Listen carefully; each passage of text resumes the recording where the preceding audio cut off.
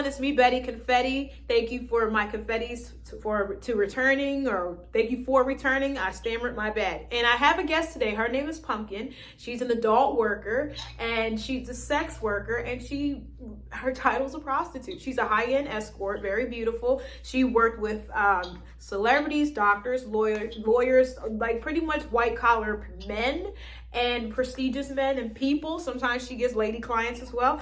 So without further ado, this is Pumpkin. And Pumpkin, would you like to add to what I'm saying, or?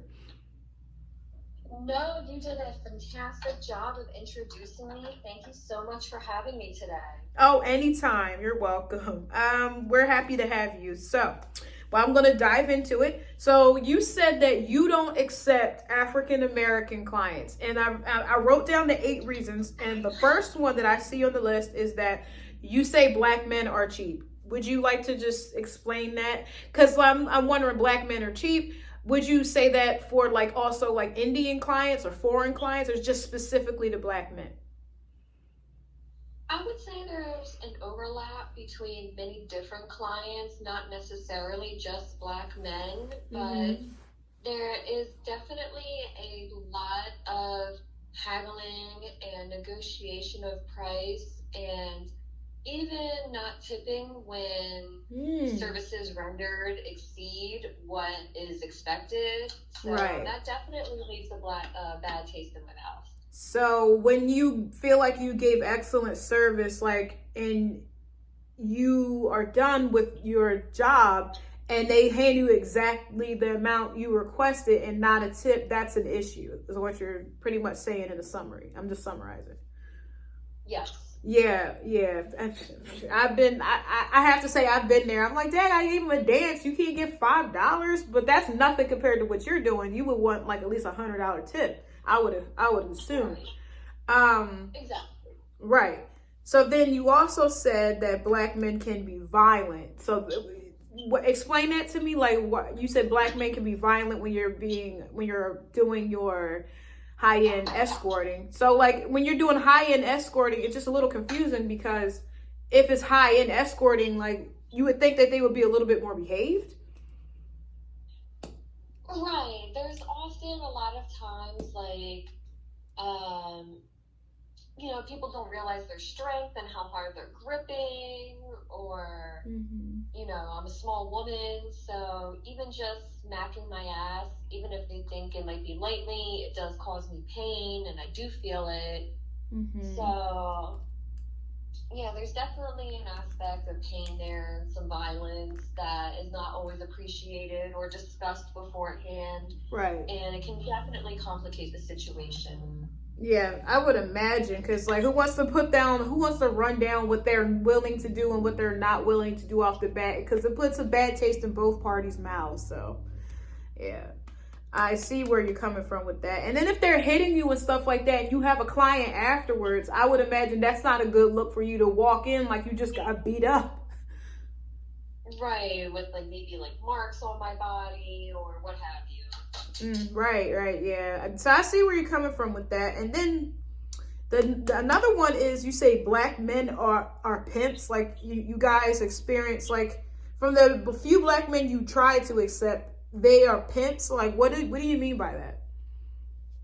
So it depends on each city, but I've toured all across the U.S. and some cities are more known for pimps than others. And oftentimes their messages will be the same, have the same wording.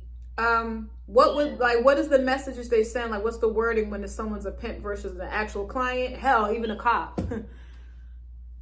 See, the wording when it comes to pimps, I'll often see like team player, king and queen, discussions about getting money together, but really it all boils down to just using me and my body to gain money for them.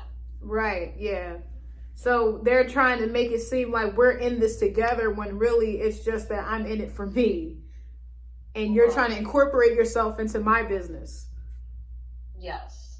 Okay, I see. Yeah, that's a no-go. So black men do that. Wow. So black men want to go the entire duration of time. So what we mean by that is, if you have an hour and a white man pays for an hour, Pumpkin is saying that they actually want the entire time. So you go into it, Pumpkin. Right. So you pay for an hour, and say the gentleman comes within the first 15 minutes. Mm-hmm. It's one ticket, one ride. Yes, you may have paid for an hour, but you already used your ticket. Mm-hmm. It's time to go. Right. You got on that trolley, you got your ride, now it's time to go. Mm-hmm. And you said that you have Many experiences. men don't understand that. I said many men don't understand that. Yeah.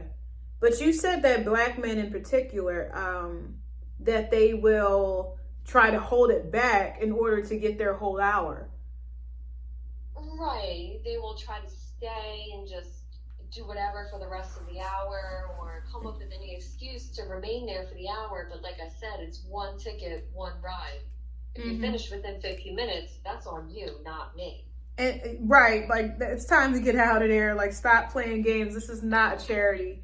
Well, with that being said, I know you said black men want to go the entire time, but you also said that black men like to try to pay for only one individual service when you are a high-end escort. So whatever service you're there, whatever duration of time you pay for, that's what you get. You're not going to minimize how much it costs to accommodate them, so to speak. Right. So I've noticed with clients that if they finish their ride within the 15 minutes, they try to renegotiate the price, which goes back to your prior point. Mm-hmm. But no, you pay a flat fee.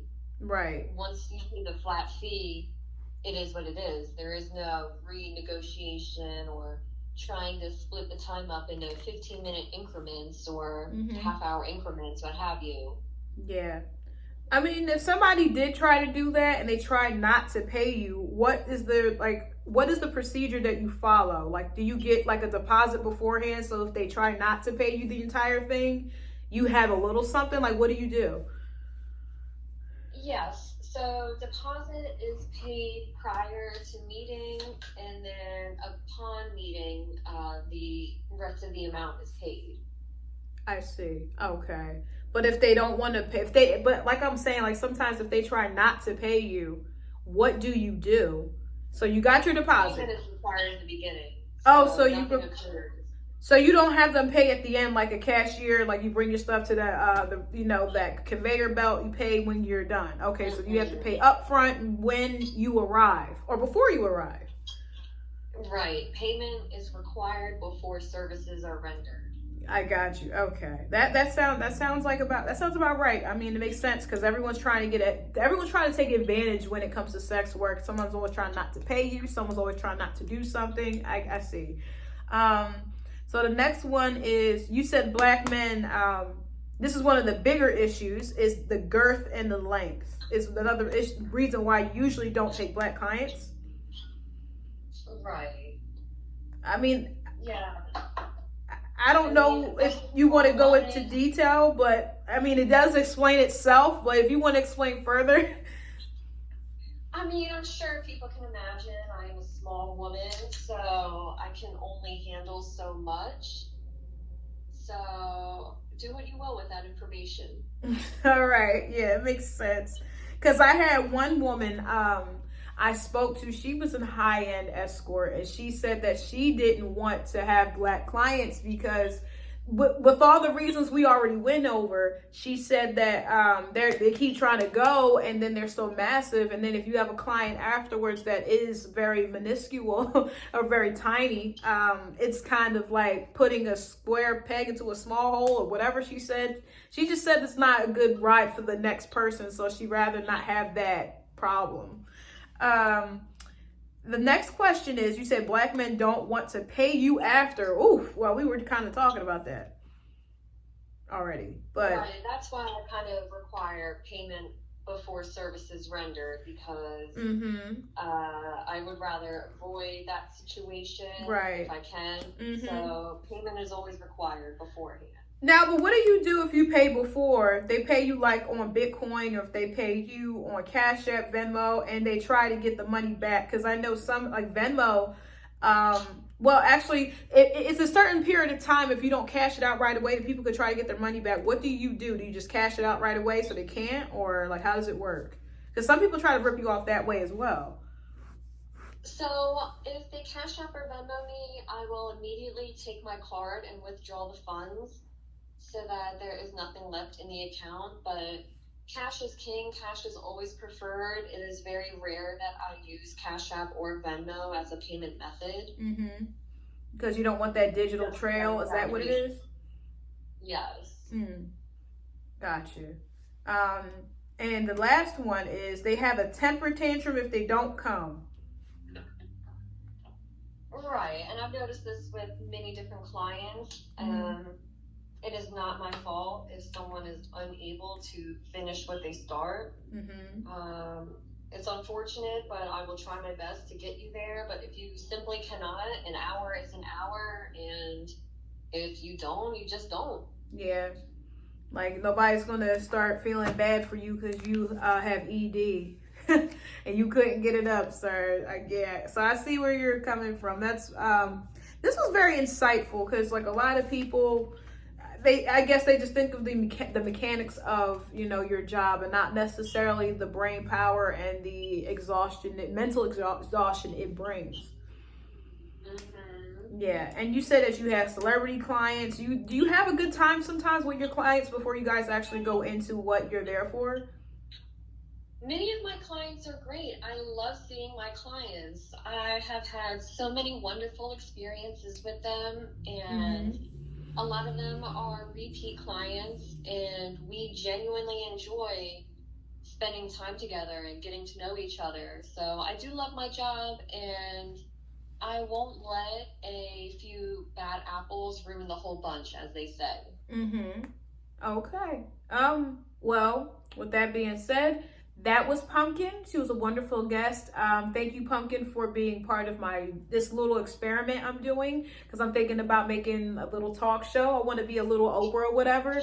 But thank you so much. And you guys, thank you for watching this. If you would like more interview videos like this with the people with uncanny or just different kinds of jobs or just different kinds of beliefs or people, let me know down in the comments section. So again, thank you for allowing me to entertain you. I'm Betty Confetti, and I'm signing off.